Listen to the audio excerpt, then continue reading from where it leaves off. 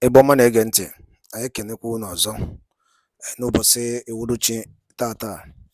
Anyị sịkwa ndị be anyị daalụ ndị niile nke onye chikwara ya zelu. Anyị sịkwa na ya dịrị anyị nche niile mma, ka anyị na-bụ ndị na-ekwu okwu gbasịta maka ojiji eji Maazị Nnamdi Kanu. Anyị na-asị na Chukwu Okabịa ma ga-agọzi anyị nche niile n'ofu n'ofu. Ọ na-anyị kwuru ya, ọ na-akọ esidịrị anyị mma n'ụzọ nke afịa anọ nke ndị Igbo, ya bụ Nkwọ, Orie, and Afọ, and Eke, and I got the kitchen, each other agwụ. Otu anyị kwuru na-akọ ya dị ise. Alright, anyị ga-agbapụ na osi gosi na ife anyị ji maka ya wee bịa n'ụbọchị nketa gee ntị ọfụma ji nnukwu ọkwa dị oke mkpa wee bịa n'ụbọchị nketa. Unu n'anya do o were some things na-aga now concerning sit-at-home order arresting the PM in exile, Maazị Simon Ekpa in Finland. Okay, but unu gara ntị vidio anyị tiburu unu gara aga, anyị gosiri unu ife one of our Igbo brother bụ Lotanna Ojukwu kwuru gbasịta maka Maazị Nnamdi Kanu, kwuru gbasịta maka Simon Ekpa, maka Nigeria government ikoride ime arrest na Finland. Then one of our brother again, Okwori, ihe ọzọ akwụkwọ today, stay on the news, mana anyị ga na-ewere na n'echefu. O kwuturu aka sị na ijide Maazị Simon Ekpa abụrụ the problem, that owe ya bụ the problem ekwesịghị tackle. Then say Maazị ya sit-at home, aya continue, Konaman continue. Then this news is from Arise News. Kaiti with ya. Man again, ya be fun gesikwe. Drop your own comment on the comment section below. All right, over to you, sir. East is becoming a major challenge to the Nigerian government and a nightmare even to the people of that region. State governments in the southeast have no solution to the issue, while both traditional and religious leaders are helpless. What should the federal government do to bring peace to the region and free the citizens who have been forcefully subjected to sit at home against their wishes? Joining us to discuss this issue is Professor Adeniyi. He's a Deputy Dean of the School of Postgraduate Studies, Bayes University, and a RISE analyst, and Steve Okwori, a security analyst. Gentlemen, very warm welcome to Newsnight. Maybe I should start with you, Prof. Ebube Agu IPOB Simon Ekpa has issued another threat, and it looks as if it's not abating at all. The 5 regional governors really addressing this issue. This has been on for a couple of years now. Well, I don't think it's something that can be solely addressed by the governors, considering that they do not have any of the security agencies directly under their control. They have limited powers at the subnational level. They formed a Bubeagu, don't forget. I mean, it's not armed, it's not, cannot be as potent as the regular security agencies, the army, the police, the Air Force, the Navy, etc., those ones formed by regional governments are probably at best complementary. And of course, they are not licensed to bear arms. When we have criminals who have arms, so there's a problem in that area. And secondly, it may not just be so much of the deployment of kinetic energy force alone. There are some underlying factors, resulting in these crises. What have we done in the circumstance to address the underlying factors? Do not forget that even before now, we've been talking about the question of effective integration, inclusion of sections of the country into the body politic in terms of, giving them the rightful sense of belonging, sense of association, sense of ownership. To what extent have we done this inclusion, as the case could be? I'm not sure we've been effective at this level. And of course, we also need to remember the need for continuous consultation. Consultation can happen at different levels. At some point, some of these culprits have been consulted before, and that's why they probably permitted the holding of elections. So if at some critical junctures, they were consulted, discussions were held with them, and elections held, what's wrong with our ability to sustain it, I imagine that we have a new administration now.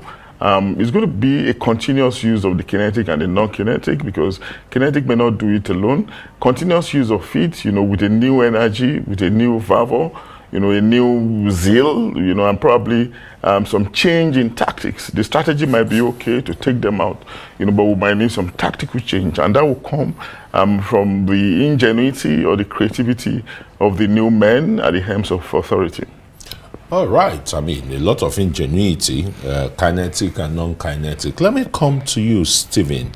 This wanton destruction of human lives and property, and of course, the economy of the Southeast, can, really boomerang to cause more damage, not only to the Southeast region as being witnessed, but by extension, the entire Nigerian polity. The new zeal that President Bola Tinubu has brought into governance, I mean security-wise, can it be, reenacted in the Southeast and check this, wanton killing in that region? Yes. Thank you for having me. Yeah, looking at it, the IPOB issue, if you want to look at it historically, I don't think it started with IPOB. It started right from the days of Biafra to Masob to current IPOB and the factions that we now have in IPOB. Now, what is happening in the Southeast? Of course, it will affect other regions of the country, because there are other traders or people that indulge in buying and selling that travel also to the Southeast to do their businesses and come out of the Southeast region and take their whatever that took them to the Southeast to their own region as well. So the economic activity is not only going to affect the Saudi region alone, considering what is happening, because just the way I said, there are other people or traders that travel all the way from other regions to go to the Saudi to do their business. But the way the current government is going, from what they've been agitating for, because I've heard where they said they've been sidelined in terms of governance and all that. Most especially, they said the previous government did not carry the Saudis along in the governance structure.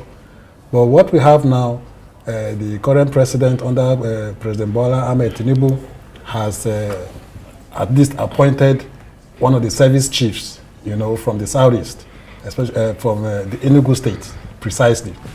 So I've heard or read where IPOB youths and some youths from the Southeast have appreciated and applauded the appointment of the current Naval chief from the Southeast, and they said it is a step in the right direction in trying to see that the current government wants to carry the Saudis along in terms of what is happening at the moment. So with what we are seeing on ground, there's the possibility that with other appointments that will come on board and possibly other projects that will go, federal presence that will go along that region, we'll see that it will quell some... Stem the whole tide. Yeah. Okay, Prof, let me come back to you. Some critics are saying that the federal government has got, its tail in between its leg simply because it's not engaging the Finnish government over the treacherous directives of one man, Simeon Ekpa, who is not in Nigeria, but is issuing orders to the factional IPOB members to kill, to maim, to shut down the entire socio-economic activities of a people in a region. Is the federal government doing enough, really? Well, I know that's at another level, at a different transnational level, and there might be questions around jurisprudence questions around conventions, and for all you know, Simon Ekpa, in the opinion of the Finnish government, may not be breaking any law. There's so many complications around this. So when there's a crisis of jurisprudence like that, it takes patience for national governments involved, to navigate the process. So these processes might be on without knowing. We can never really tell. The best person to talk in the circumstance might be maybe somebody from high up there in the Foreign Affairs Ministry, as the case could be, or maybe a top security operative. But I don't want to believe that government is just silent on the antics of this fellow that you just mentioned. But what is most important is our own local politics. What are we doing? Our own local security architecture or ecosystem or arrangement, as the case could be. How well are we able to deal with the crisis snowballing in the southeast, within our own locality? And of course, it is tried in international relations, international discourse, to say that international global politics, your global standing is a reflection of your local politics. I'm very confident that if our condition, is not criminogenic, there's no kind of order that Simon Ekpa can give to the locals here, and and they'll be able to carry it out. It would not be possible for them to carry out orders, if we get our acts right locally here. And that's why we're talking about strengthening fighting forces, boosting their morale, and of course we have new sheriffs in town who we think should be able to bring in new energy, to deal with this malaise. These tactics may not necessarily change. It should be a combination of both hard and soft power, because, these guys are already deploying hard power, and there's a sense in saying that sometimes soft power, persuasion, conversation, using, opinion molders from that area, assuring them, of a brighter future, like my colleague said. And, it might go a long way in mitigating whatever concerns they have, as long as it's not ideological, like Boko Haram, for instance. When it becomes when it's ideological, it's much more doctrinaire, much more, it tends towards nihilism, and of course, you find them just fighting for the sake of fighting. I'm not sure these fellows are fighting for the sake of fighting. They're fighting for a cause.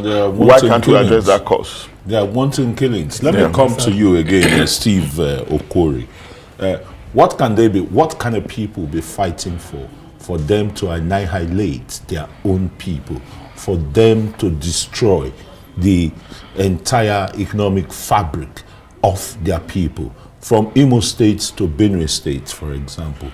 Look at the mayhem, look at the deaths and the rest. Yes, we got new sheriffs in town. Is it taking them so long to settle down? As a security expert, tell us. It shouldn't be taking them so long to settle down, because the new sheriff that we have in town, they already have the institutional memory of where they are working. Whatever they are experiencing today is not new to them. So I've been on your show before, and I advise that they should roll up their sleeves, because they have a lot of tasks ahead of them. Now, going forward, I expect that the traditional rulers and religious leaders, for me, they shouldn't be helpless, because in tackling this issue, they have very serious roles to play if the government really wants to solve this issue by carrying them along. These unknown gunmen, or whatever they call themselves, they belong to a family. They come from a community. These communities have traditional rulers. They belong to a faith, either Christian or Muslim.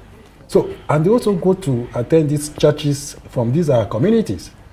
If they don't belong to any faith, I think they should belong to a traditional kind of faith as well, where they have shrines that don't do what is wrong, Going forward, the political gladiators that we have in our communities, these are states in the Southeast, there's need for them to come together and see that they synergize with the traditional rulers, religious leaders, and critical stakeholders in these communities. With that, they can be able to see, okay, what is our problem? What is your problem? Let us sit and dialogue and talk about it. By talking about it, just the way Professor said here, that we can apply the kinetic and non-kinetic. In applying the non-kinetic, that is what I'm talking about now. In the event where a period or a duration is given, that, okay, let us see how we'll trust the issue. If it's not done within that period, then we'll begin to look at how to go about it in a kinetic way. But these issues must be solved. Killing people that are going about their lawful businesses is not supposed to happen in a country like Nigeria. We cannot have a government in a government. what IPOB is doing by declaring public holidays or sit at home against the wish of the government is a government in government, which is not supposed to happen. So these are issues that the new sheriff that we have in town should go head on to see that these issues are tackled the way a manner is supposed to be tackled. All right, thank you very much. But let me just stay with you before I ask Prof the same question. Is community police or policing the solution to this, terrorism, banditry, kidnappings, killings that we find all over Nigeria? Will it work, considering our own political maturity? Now, the idea about community policing is a strategy. Is a strategy, a philosophy where there is an interaction between members of our local communities and the Nigerian police force. That's the whole idea about community policing. Whatever members of these various communities... It worked in the 60s? Yeah. You remember? Yes, it worked. But it can still... Why did it work then? It worked then because the level of criminality was not the way it is now. The level of criminality has increased drastically, and a lot of criminal elements, we have them in our various communities. Don't forget that crime is local. Every crime has a local content. Once people that live in these our local communities see anything that they feel suspicious, what they ought to do is to see how to communicate to the police. Now, what's the gap? The gap now between the community and the police. For me, I see a huge gap. Before these informations are transmitted to the police, the deed is done. So there's this to be a communication between the members of our local communities and the police force. Okay. And Prof, from your own experience and your level of academics, if community policing worked during regionalism, like he said, there is a lot of advancement in human population and maybe, sophistication, even in criminality. Yeah. But would that still be a solution to complement federal forces or security apparatus? I think it's part of the solution, really, because it's okay for us to underscore the fact that society is dynamic. Do not forget that in our immediate post-independent period, we're just about less than 60 million. Now we are even in above 200 million. So which means that our system has become much more complicated against the background of declining resources. And of course, increasing corruption, maladministration, misappropriation, etc., etc. We're just hoping that some of these elements, some of these things that we're pointing out can be improved upon, going forward, So because system is dynamic, of course, laws have to also change, and regulations will also have to change. And that's why we're saying that the Constitution will also need to change so that we can have different levels of policing. And of course, we are practicing the federal system.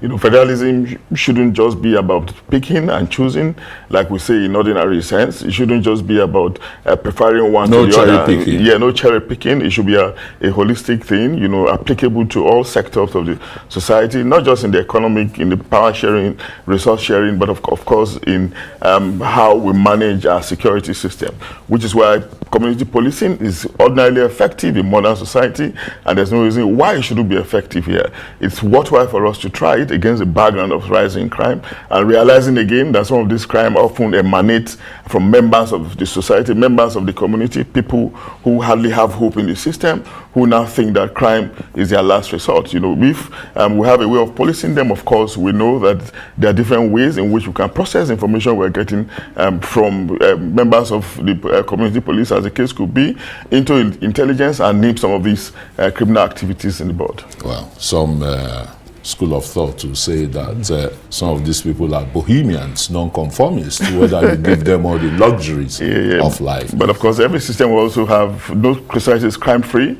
but the world keep trying. Absolutely. Thanks so very much, Professor Abiodun Adeniyi, Dean, Deputy Dean, Postgraduate Studies at Base University and a Rise Analyst, and of course, our security expert, Stephen Okwori. Thanks, gentlemen.